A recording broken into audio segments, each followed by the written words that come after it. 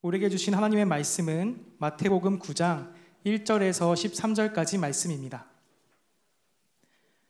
마태복음 9장 1절에서 13절까지 말씀을 저와 한 절씩 번갈아 가며 읽도록 하겠습니다. 마지막 절은 다 함께 읽겠습니다. 제가 먼저 1절 말씀을 봉독하겠습니다.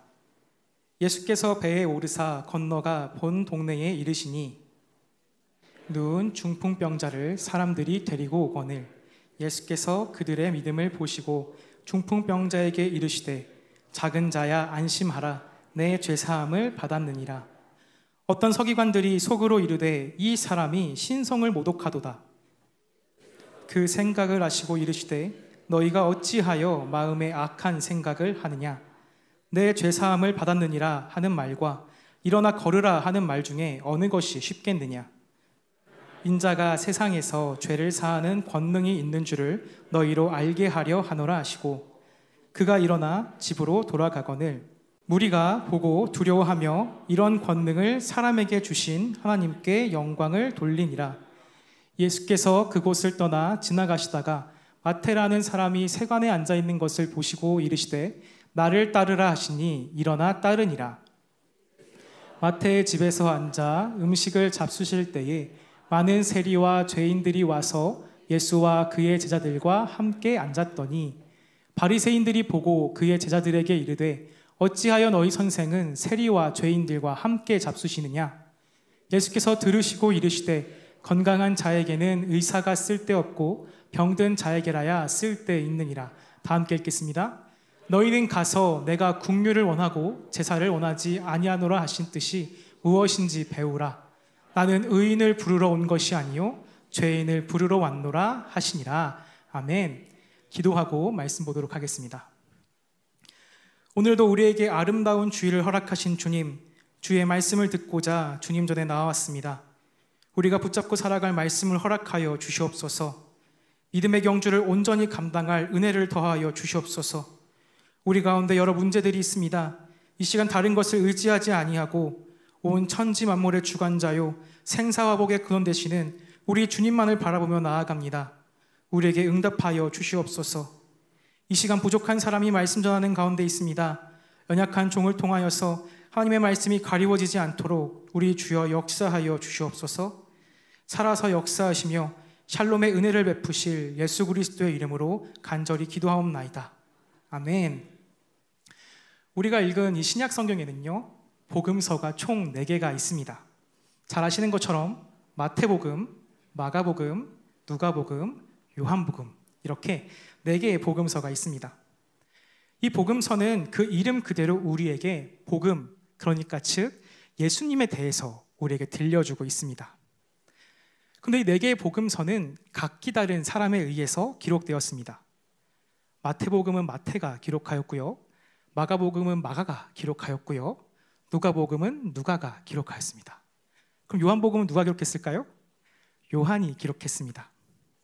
근데 중요한 것은 이 복음서를 기록한 이들이 각기 다른 삶을 살았고 그리고 각기 다른 상황에서 예수님을 만났다라는 것입니다.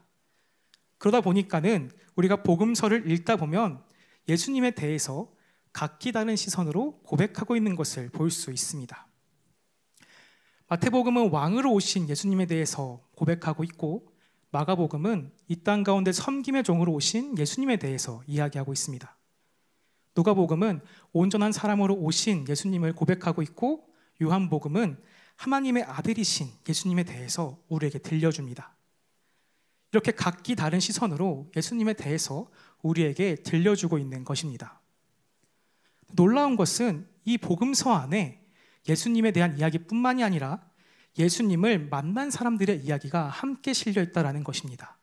바로 예수님을 만난 사람, 우리의 이야기 말입니다. 그 중에서도 예수님과 동거동락했던 12명의 제자들을 사도라고 칭했습니다. 그리고요, 성경에 보니까요, 이 12명이 누구인지를 잘 기록하고 있었습니다. 우리도 함께 마태복음 10장 2절에서 4절까지 말씀을 다 함께 읽겠습니다.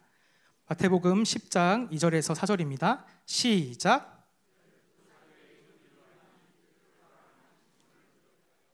그의 형제 안드레와 세베대의 아들 야고보와 그의 형제 요한, 빌립과 바돌로메, 도마와 세리마테, 알페오의 아들 야고보와 다데오, 가나나인 시몬 및 가롯 유다 곧 예수를 판 자라. 아멘. 이 말씀은 마태복음에 지금 기록되어 있는 말씀입니다. 마태복음 10장의 말이죠. 그런데 이 마태복음을 누가 기록했느냐? 아까 말씀드린 대로 예수님의 제자 중에 한 사람이었던 세리 마태가 기록하였다라는 것입니다. 여기서 우리가 주목해야 될 것은 그가 지금 자신을 어떻게 소개하고 있는지 그것을 봐야 합니다. 다른 복음서에 보면요, 그저 예수님의 제자 마태라고 소개하고 있습니다.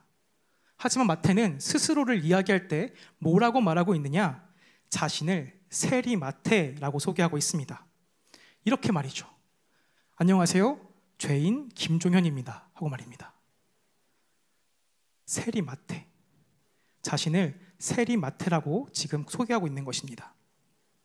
오늘 우리가 읽었던 본문 말씀 9장 말씀은 이 마태복음을 썼던 마태가 예수님을 만났던 그 날에 대해서 기록하고 있습니다. 이 마태는 우리가 읽은 그대로 세리였습니다. 세리는요, 한마디로 쉽게 얘기해서 매국노였습니다. 로마의 앞잡이였죠. 로마가 이 이스라엘을 지배할 때에 세금 거둘 사람들이 필요했습니다. 그래서 그 사람들을 세리라고 불렀고 이들을 통해서 세금을 거뒀던 것입니다. 그런데 이 세리들이 기록한 것을 보니까 이들이 단순히 그 로마의 세금만을 거뒀던 것이 아니었습니다. 사람들을 착취하였고 그들 가운데 배로 소득을 거뒀던 것을 우리가 또 기록을 통해서 살펴볼 수 있습니다. 쉽게 얘기해서 다른 사람들을 통해서 자신의 배를 불렸던 사람들입니다. 사람들이 볼 때, 이스라엘 사람들이 봤을 때 얼마나 괘씸하고 나쁜 사람입니까? 다른 사람들을 착취해 돈 버는 것도 불만인데 이들은 다른 사람이 아닌 어렵고 힘든 같은 동족인 이스라엘 사람들을 힘들게 하고 괴롭게 했던 사람들이었습니다. 그리고 무엇보다 이들은요, 이방인과 함께하면서 하나님의 말씀 어기기를 밥 먹듯이 했던 사람들이 바로 이 세리였습니다. 그런데 이 세리 중에 한 사람이었던 마태, 그 마태에게는요 갈등이 있었던 것 같습니다. 무엇이냐면 하나님의 백성으로서의 정체성과 그 하나님의 백성을 팔아서 자신의 이익을 채우는 그 죄인의 정체성, 이 두 가지 정체성 사이에서 갈등이 있었던 것 같습니다. 하지만 마태 또한 하나님의 백성으로서의 정체성은 포기하고 죄인으로서의 정체성에만 머물며 살기를 결심하였습니다. 그리고 그는 하루하루를 살아갔던 것이죠. 그리스도인들에게는 두 가지 정체성이 있습니다. 먼저 우리는 우리 자신을 죄인이라고 고백합니다. 우리 가운데에 미움이 있고요, 시기가 있습니다. 우리 안에 왜곡된 소망도 있고요, 이기적인 바람들이 있습니다.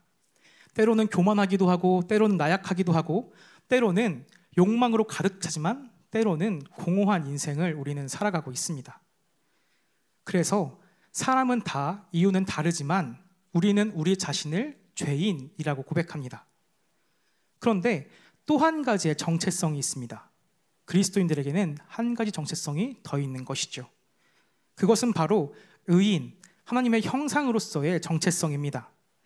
이 의라는 단어가요 참 어려운데 예전에 제가 한번 설교 시간에 말씀드렸었는데 이 의라는 것을 쉽게 얘기해서는 올바름이란 뜻을 갖고 있지만 간단히 얘기해서 괜찮다라고 표현하고 싶습니다.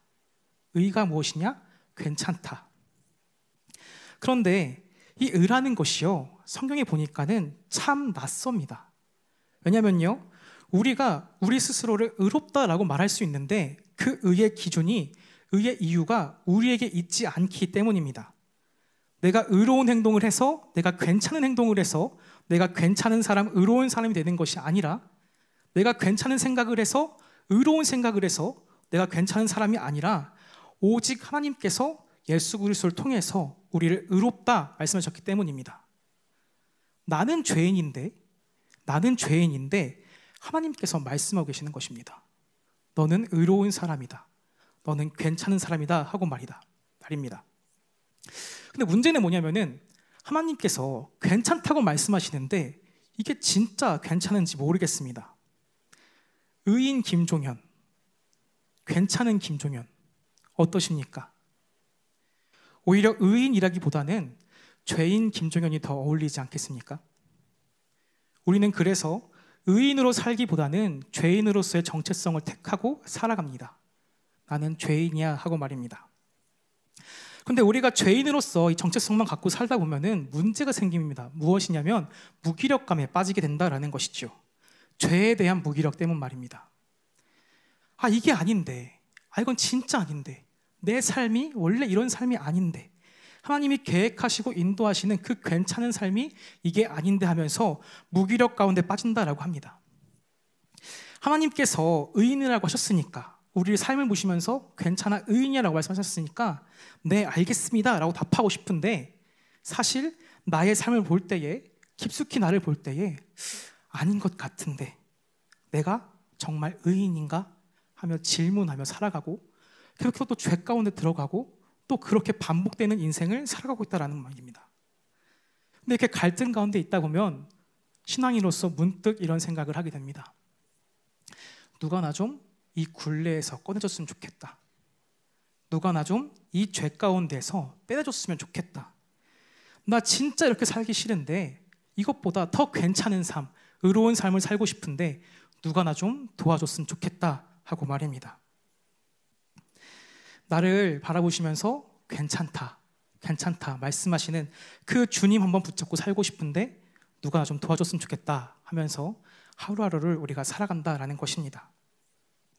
말씀드린 것처럼 오늘 본문은요, 마태가 예수님을 만난 날을 기록하고 있습니다. 근데 이 마태복음 보면요, 마태 이야기뿐만이 아니라 그 앞에 있는 중풍병자 이야기와 함께 있는 것을 우리가 볼 수 있습니다.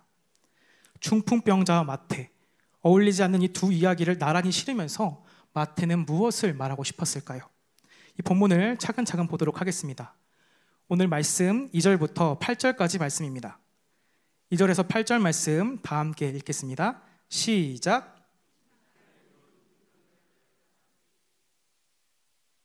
그들의 믿음을 보시고 중풍병자에게 이르시되 작은 자야 안심하라, 내 죄사함을 받았느니라.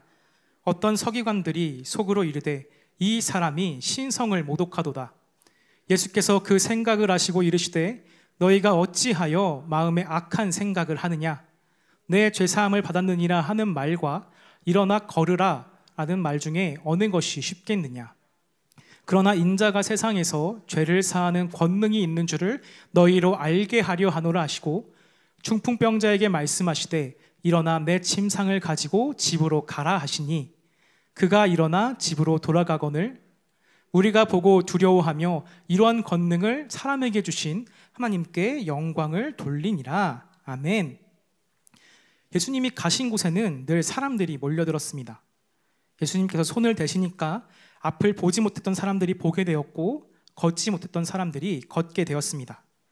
병으로 누웠던 사람들이 일어났고, 그리고 그 병이 씻은 듯이 나은 것을 사람들이 보게 된 것입니다. 그래서 예수님이 가시는 곳곳마다 사람들이 몰려들었습니다. 그런데 한 무리가 사람들, 몰려있는 그 사람들의 틈을 비집고 예수님께 나아왔습니다. 그리고 그 병자를 예수님 앞에 뉘었습니다. 이 사람은 중풍병자였습니다. 중풍병자와 그를 데려온 사람들의 믿음을 보시고 예수님께서 말씀하셨습니다. 내 죄사함을 받았느니라. 여기서 우리는 두 가지 사실을 볼 수 있습니다. 먼저 예수님에게는 죄사함의 권능이 있으시구나. 우리 주님에게는 죄사함의 권능이 있으시구나라는 것을 우리가 알 수 있었습니다. 그런데 이 이야기를 들었던 서기관들, 그 자리에 있던 바리새인들은 큰 충격에 빠졌습니다. 사람에게 어떻게 죄사함의 권능이 있는가? 이것은 오로지 하나님만 하실 수 있는 일인데 어떻게 사람이 감히 입에 올릴 수 있는 것인가? 그리고 이 죄사함이라는 것은 오로지 제사를 통해서만 가능한데 어떻게 사람이 죄사함을 선포할 수 있는가? 그래서 예수님을 향해 이렇게 말합니다. 이 사람이 신성모독을 하는구나. 그런데 예수님께서 그 서기관들의 마음을 아시고 말씀하십니다. 이렇게 말함은 내가 죄사하는 권능이 있는 줄로 너희로 알게 하려 함이라. 아멘. 예수님께서는 죄사함을 받았느니라 라는 그 말씀을 통하여서 자신이 누군지 말씀하셨습니다. 바로 이 땅에 오신 하나님의 아들, 구원자이심을 말씀해 주신 것입니다. 죄사함 받았다라는 그 표현을 들었을 때, 그 말씀을 들었을 때 사람들은 두 부류로 갈렸습니다. 한 부류의 사람들은 그럴 수 없다, 신성모독이다 라며 부정하였고, 또 한 사람은 하나님을 찬양하고 하나님께 영광을 돌렸습니다. 사랑하는 성도 여러분, 여러분은 어느 편에 서시겠습니까? 죄사함을 받았노라라고 말씀하시는 예수님의 음성에 하나님께 영광을 올려드리는 우리가 되기를 간절히 소망합니다. 어떻게 그럴 수 있는가? 오로지 제사를 통해서만, 이 예배를 통해서만 죄사함을 받을 수 있는데, 이 형식 자체가 중요한데 어찌 그렇게 말할 수 있는가라고 부정하는 사람들의 편에 서는 것이 아니라 오로지 예수님께 집중하고 그 예수님의 권능을 바라볼 수 있는 우리가 되기를 간절히 소망합니다. 또 한 가지는 중풍병자가 나음을 입을 수 있었던 것은 중풍병자를 예수님 앞으로 데려온 그 사람들 때문이었다라는 것을 우리가 볼 수 있습니다. 이 중풍병자는요, 혼자서 예수님께 나아올 수가 없었습니다. 그런 그를 예수님께로 인도한 사람들이 있었다라는 것입니다. 이들에게는요, 믿음이 있었습니다. 우리가 이 사람을, 이 중풍병자를 예수님께만 데려가면은 반드시 낫는다라는 믿음 말입니다. 이 사람을 우리 주님 앞에 내려놓기만 하면, 그분 앞으로만 가기만 하면 이 사람은 반드시 회복된다라는 믿음이 그들에게 있었다라는 것입니다. 바라는 것은 예수님께 나아가면 우리 주님께서 하실 수 있다라는 그 믿음이 우리 가운데 있기를 간절히 소망합니다. 내가 하는 것이 아니라 내가 주님 앞으로 데리고 갔을 때에, 나의 문제를 그분 앞으로 이끌고 갔을 때에 우리 주님께서는 반드시 하실 줄로 믿습니다. 우리 이 말씀 계속 기억하면서 9절 말씀을 다 함께 읽도록 하겠습니다. 9절 말씀 다 함께 읽겠습니다. 시작. 예수께서 그곳을 떠나 지나가시다가 마태라는 사람이 세관에 앉아있는 것을 보시고 이르시되 나를 따르라 하시니 일어나 따르니라. 아멘. 자, 이렇게 중풍병자를 낫게 하신 예수님께서 길을 나서십니다. 그런데 예수님이 향하신 곳이 어디냐? 세관 쪽이었습니다. 사람들이 수군거렸겠죠. 이쪽으로 가면은 세관이 나올 텐데 왜 예수님께서 이쪽으로 가실까? 세관 앞을 터벅터벅 지나가는 예수님께서 그 자리에 앉아있던, 그 앞에 앉아있던 마태를 향해 말씀하십니다. 나를 따라오라 하고 말입니다. 나를 따라오라. 중풍병자는 그를, 갈 수 없는 그를 예수님께로 이끌고 갈 수 있는 사람들이 있었습니다. 그런데 마태는 예수님께 나아갈 힘이 없었습니다. 예수님께서 걸어가신 걸 보니까요, 중풍병자를 낫게 하신 그곳과 세관이 그리 멀지 않았던 것을 볼 수 있습니다.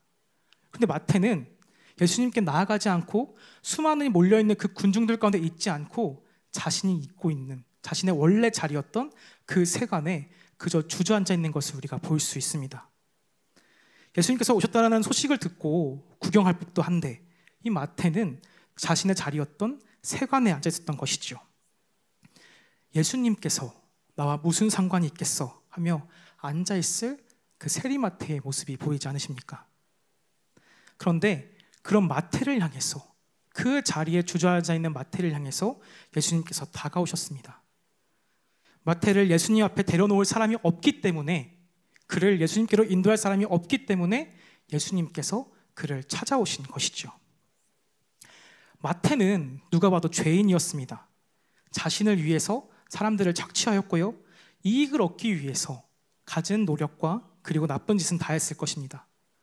그런데 그 마음 가운데에, 그 심령 가운데에 간절한 외침이 있었던 것이죠. 이제는 그만하고 싶다. 이제는 진짜 제대로 살아가고 싶다.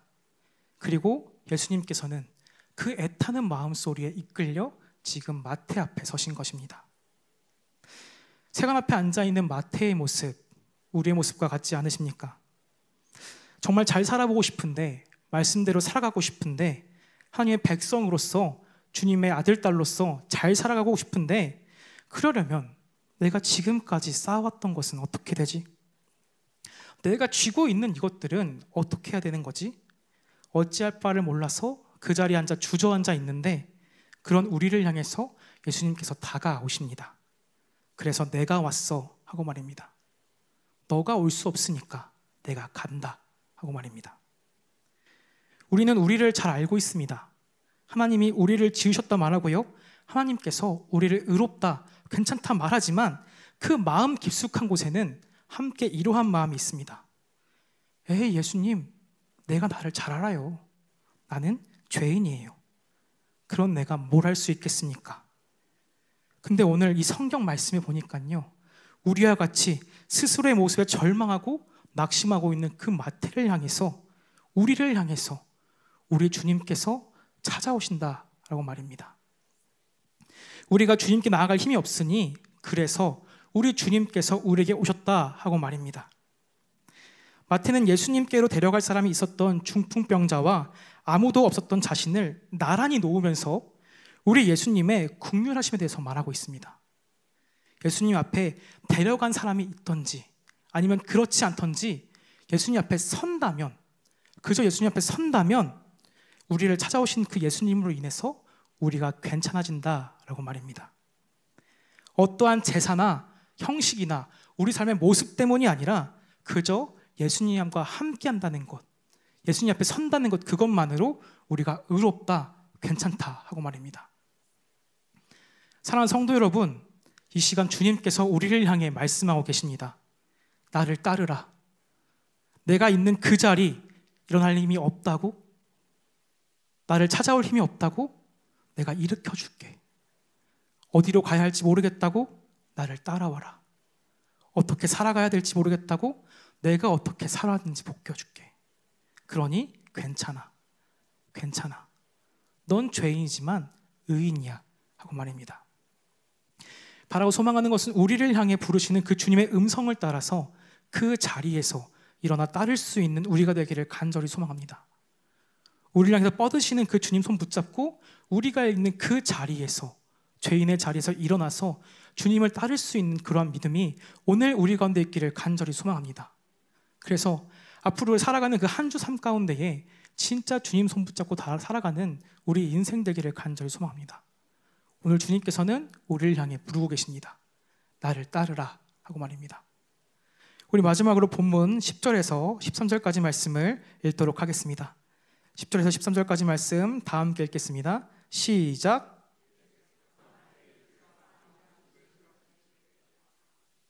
죄인들이 와서 예수와 그의 제자들과 함께 앉았더니 보고 그의 제자들에게 이르되 어찌하여 너희 선생은 세리와 죄인들과 함께 잡수시느냐.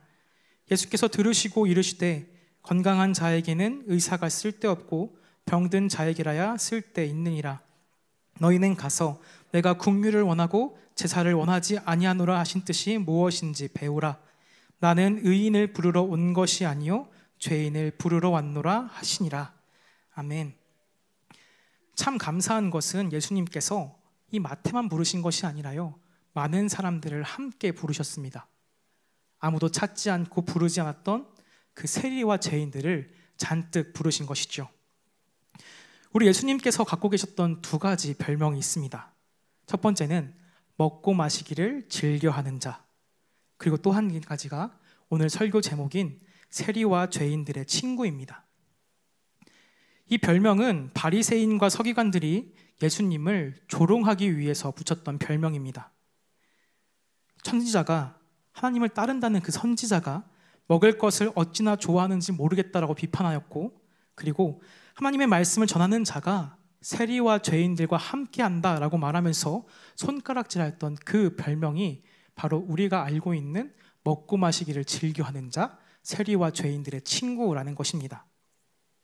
그런데 예수님의 이 별명이, 세리와 죄인들의 친구라는 그 별명이 우리 삶 가운데에 너무나 큰 위로가 된다라는 것입니다. 아, 예수님도 우리와 같은 분이셨구나.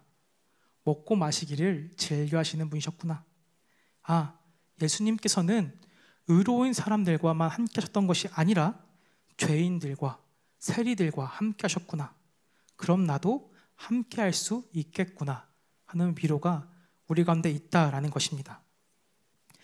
곧바로 자리를 떠나실 것처럼 보였는데 예수님께서는 마태의 집에 들어가서 식사를 하셨습니다. 그리고 그 자리에 세리와 죄인들, 아무도 찾지 않는 그들을 불러 모으시고 그들과 함께 식사를 나누셨습니다. 그 모습을 봤던 바리새인들은 납득이 가지 않았죠. 어떻게 기적을 베풀으셨던 그 예수님께서 하시는 것만 보면 분명히 하나님의 아들인데 어떻게 그가 신성모독을 멋대로 하고 죄인들과 함께하며 음식 규정을 지키지 않느냐, 그러한 불만들이 그들 가운데 있었습니다. 그래서 예수님께 묻습니다. 아니 예수님, 어떻게 세리와 죄인들과 함께 식사를 하실 수 있습니까? 함께 어울릴 수 있겠습니까? 하고 말합니다. 그런 그들에게 예수님께서는 말씀하십니다. 아픈 사람에게 의사가 필요한 것처럼 내가 온 것은 그 심령이 찢어지고 상처 입은 죄인들을 위해서 왔다 하고 말합니다. 또한 너희가 그토록 중요하게 여기는 그 제사는 그 자체로 의미가 있는 것이 아니라 죄인들을 향한 하나님의 긍휼의 의미가 있다. 그래서 제사 자체에 죄사함을 얻는 것이 아니라 제사를 통해 내가 죄인이다 고백하며 하나님의 긍휼을 구하는 것, 그것이 제사의 의미다라고 예수님은 말씀하고 계시는 것입니다. 우리 주님은 스스로 의롭다 말하는 사람을 찾고 계신 것이 아니라 뚝뚝 눈물을 흘리며 나는 죄인입니다라고 고백하는 사람들을 위해 이 땅에 오셨습니다. 나는 죄인이지만 하나님의 백성으로 살겠다라고 몸부림치는 우리를 위해서 우리 주님께서는 죽으시고 부활하셨다라는 것입니다. 그래서 사랑하는 성도 여러분, 예수님께서는 세리와 죄인들의 친구가 되어주셨다입니다. 우리는 죄인이지만 우리는 예수님으로 인해서 의인이 됩니다. 우리의 삶을 볼 때에 죄악으로 얼룩덜룩해 있지만 예수님께서는 말씀하십니다. 괜찮아 하고 말입니다. 얼룩져도 괜찮다. 너의 삶이 죄가 있어도 괜찮다. 나랑 같이 있으면 괜찮다 하고 말입니다. 마태는 자신을 소개할 때 세리마태라고 고백했습니다. 이 세리마태라는 것은 자신이 세리였던 과거가 자랑스러웠던 것이 아니라 죄인이었던 자신의 인생을 잊지 않기 위해서 고백한 것이 아니겠습니까? 그래서 다시는 세리였던 죄인의 삶을 살지 아니하고 하나님께서 말씀하시는 그 의인의 삶, 괜찮은 삶을 살기 위해서 몸부림치는 자신을 기억하기 위해서 이렇게 고백하는 것이죠. 예수님의 제자 세리마태 하고 말입니다.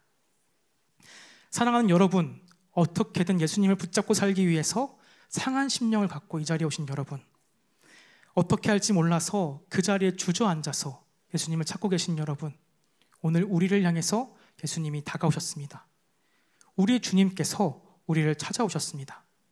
그리고 우리 주님께서는 우리를 일으켜 주시며 말씀하십니다. 나를 따라오라 하고 말입니다. 바라고 원하는 것은 이 한 주를 살아갈 때에 이 말씀 붙들고 나를 따라오라는 그 주님의 말씀대로 살아가는 우리가 되기를 간절히 소망합니다. 주님의 음성에 귀 기울이면서 예수님 손 꼭 붙잡고 살아가는 우리가 되기를 간절히 소망합니다.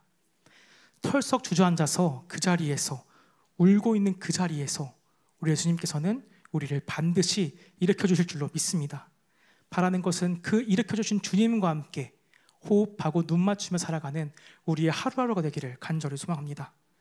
무엇보다 친구 되신 주님과 함께하며 날이 갈수록 우리 예수님과 깊어지는 교제 가운데 있게 되기를 간절히 소망합니다. 말씀을 기억하며 다 함께 찬양하겠습니다.